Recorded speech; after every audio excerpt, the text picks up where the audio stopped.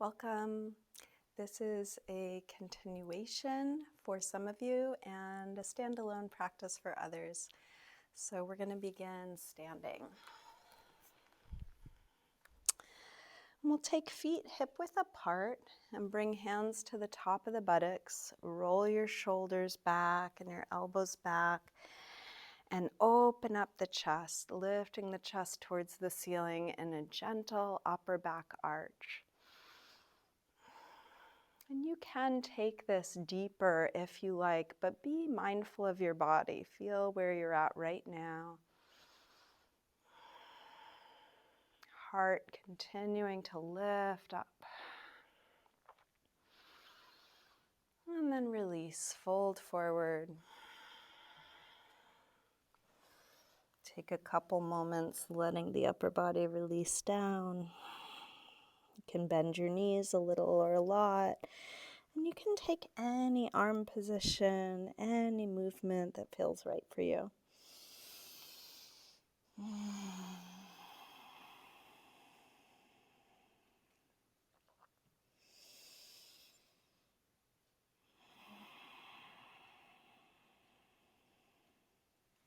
Let's come down onto our knees and we'll get set up for a kneeling back bend. If you would like to pad your knees, you can either roll up some of your mat or grab a blanket or cushion if you have one.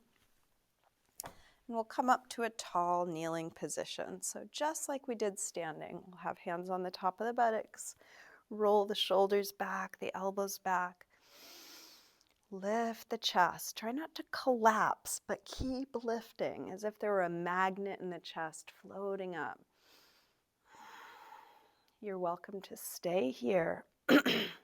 If you're warm enough to do so and it's possible to do so, you could also reach back for the heels. If the heels are too far, tucking the toes will give you another couple of inches. Maybe they're accessible, but if they are not accessible, stay with hands on your buttocks. Chest lifting, lower back lengthening. Head can be forward, up, or dropping back. See what feels right for you.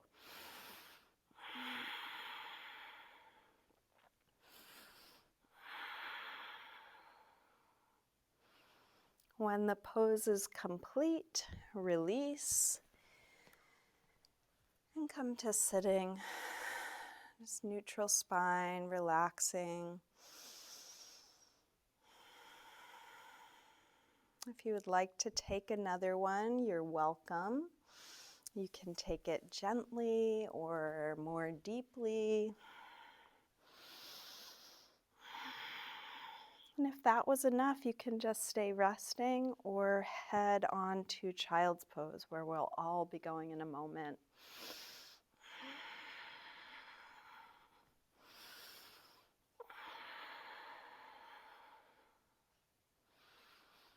If you had been back bending, come out, release. And let's take a child's pose.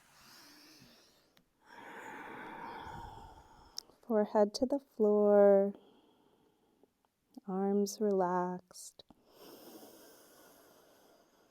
Letting your breath fill up your lower back. With arms out in front of you, walk your hands over to the left and pull back through your right hip, stretching right side a little more.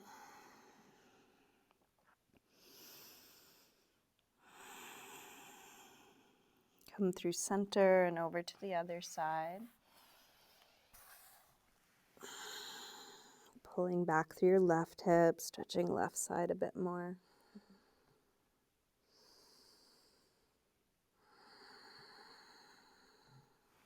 And back to center.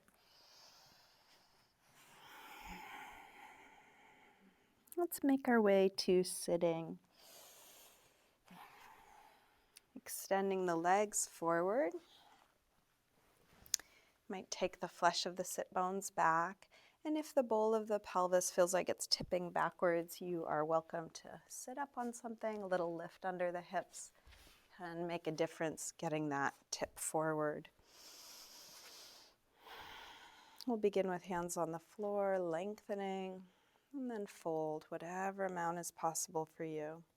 If your hands reach your feet, grab hold of them, and that can help lengthen you. If they don't reach your feet, you can either use a strap around the feet or bring your hands back to the floor. Each inhale, go towards length.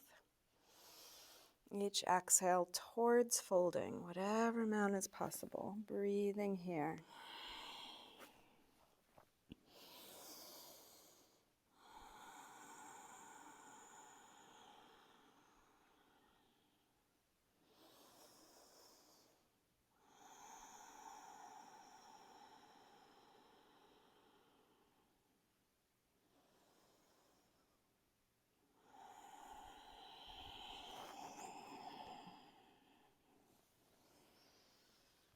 Inhale to look up. Exhale, release. Let's bring soles of the feet together. Baddha Konasana. From here, and again, if you want a little lift under the hips, you're welcome to. We're going to take the right hand and press the right knee, thigh away and twist towards the left and fold over that. And your left hand can just be wherever it supports you. So lengthening away and folding, whatever amount. And just be curious about what you are feeling, noticing here.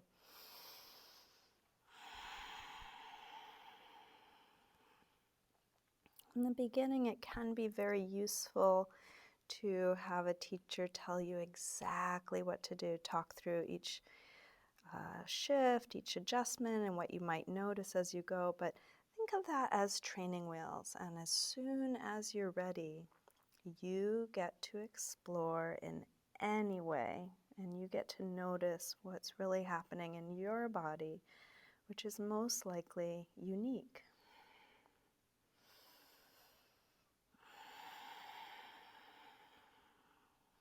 Let's release and switch.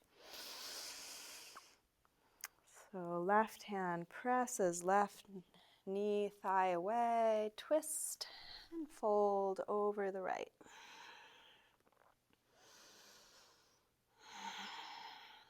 And it doesn't matter so much what you notice, but that you are cultivating a state of noticing, that is a really useful state to cultivate curiosity, not knowing.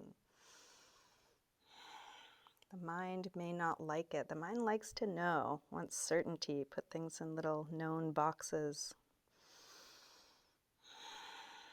So can you continue not knowing, just being open and curious?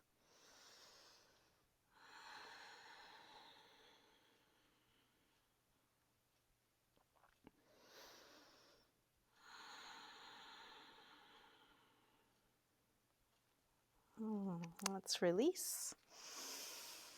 And then slide the heels a little forward. So this is kind of in between a forward fold with legs straight and Baddha Konasana where they're all the way in. So we're going to have the heels part way or feet part way out. So it's a nice big open diamond. And you might start with hands on the floor. If this is enough, just sitting tall, breathing here, then that's where there is to be. If you're able to fold forward, fold as much as you can, going in the direction of length, in the direction of folding.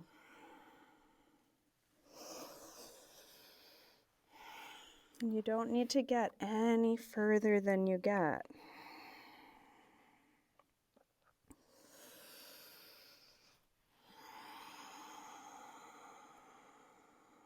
Breathing right where you are, feeling what it's like to be right here. This isn't on your way to something else. This isn't in service of some other time. This is it. How much can you open to this?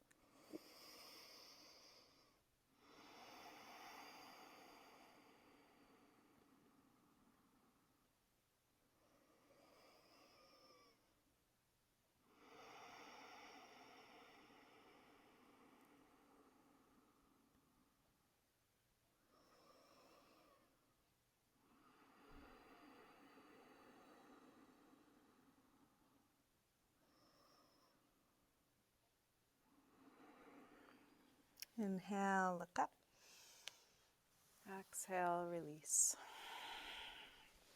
Let's come onto our backs. Bring knees in. And just take a nice little circle or rock with the knees, massaging the lower back and sacrum into the floor.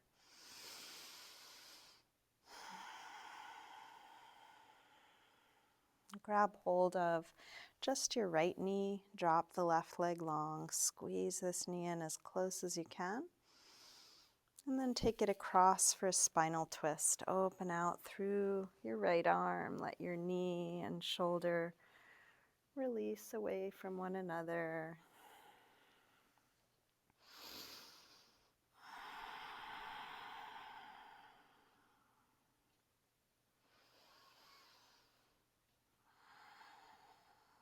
Probably in our day-to-day activity, we're not fully inhabiting our bodies, and that's okay.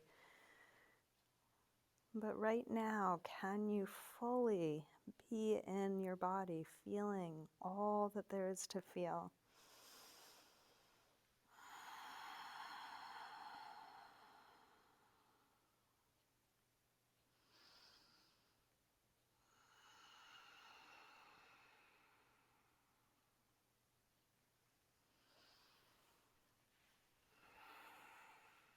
Release back onto your back. Another circle or rock. Grab hold of just the left knee, drop the right leg long. And take it across. Open out through the left arm.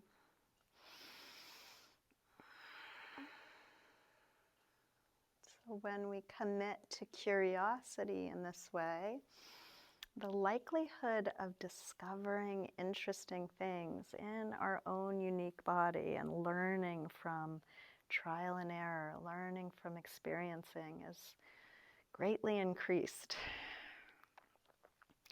And regardless of what you might discover or notice or gain from being curious, simply practicing the state of curiosity can be so valuable. Taking something that you think you know, something very familiar, and bringing newness back like a child. Delight in the ordinary.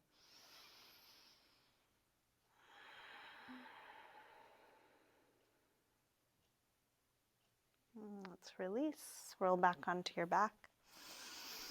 Bring your knees in, another little circle or rock, and let's get set up for a nice deep relaxation.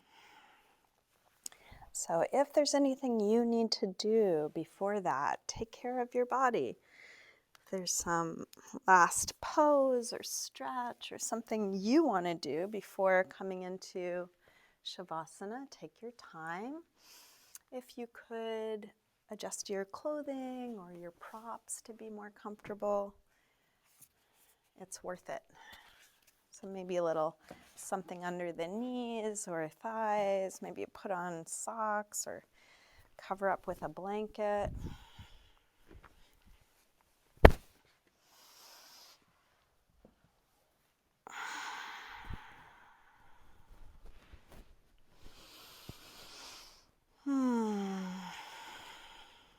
Try and settle into eventually a symmetrical, relaxed position. Arms and legs even, head even.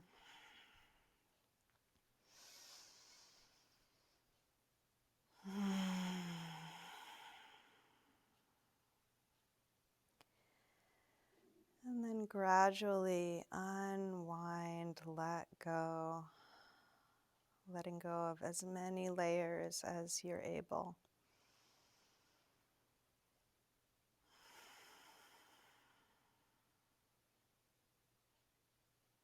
You can let go of any control of your breath.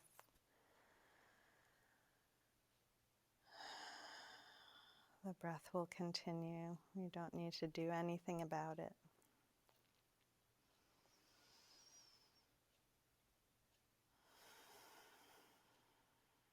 You can let go of any control of your mind. You don't need to try and be present or curious or anything.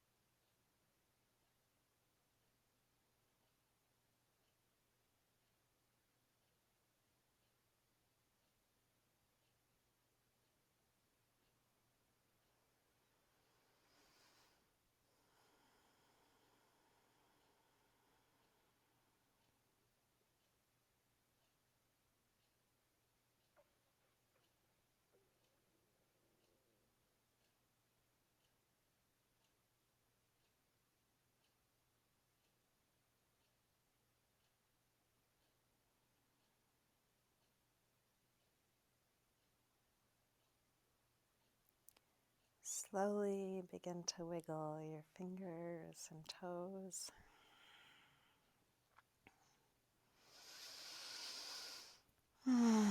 Maybe deepen the breath and increase this movement through your wrists and ankles, eventually stretching through your arms and legs in a nice full body yawn.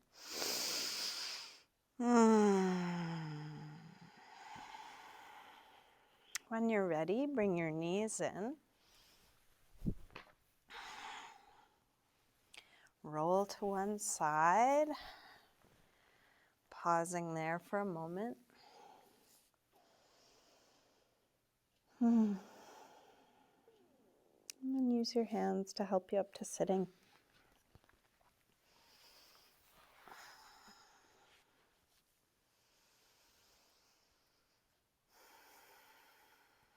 We'll bring hands together at the heart.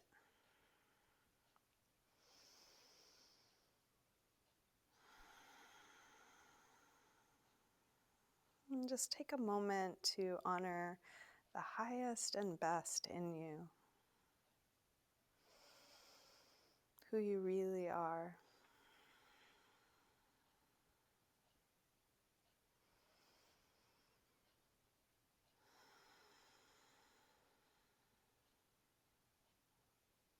The highest and best in me bows to that in you. Namaste. Thank you so much.